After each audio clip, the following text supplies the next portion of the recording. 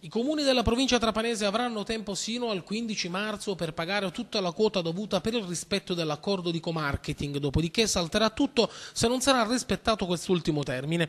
Questa volta la Camera di Commercio fa sul serio e il suo presidente Pino Pace, uscendo nel pomeriggio dalla riunione convocata ieri a Trapani, ha lanciato quest'ultimatum. Sembra quindi che ieri sia scattato realmente il de profundis, che quasi certamente sancirà la fine del rapporto tra l'aeroporto di Birgi e Ryanair, la compagnia che in questi anni con le sue rotte è riuscita a portare allo scalo trapanese una media di ben 1.600.000 passeggeri l'anno.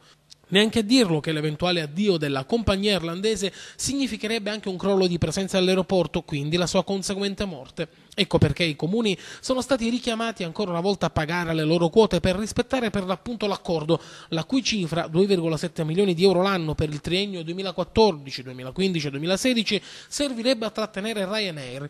Al di là dei soldi da sborsare a strettissimo giro di posta dagli enti locali, cosa che difficilmente faranno rispettando i termini, in realtà è stato posto anche il problema dell'imminente futuro.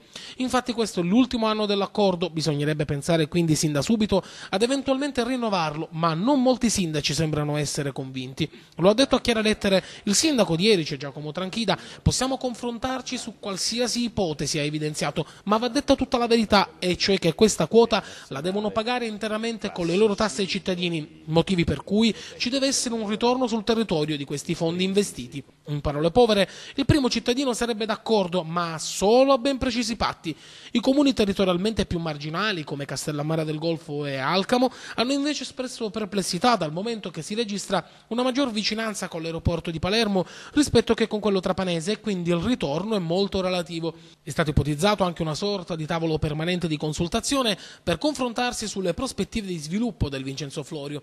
Tra i nodi da sciogliere c'è anche quello della privatizzazione dello scalo. La Regione aveva avviato le procedure per la nomina di un advisor che avrebbe dovuto quotare le quote Airgest pari al 60%.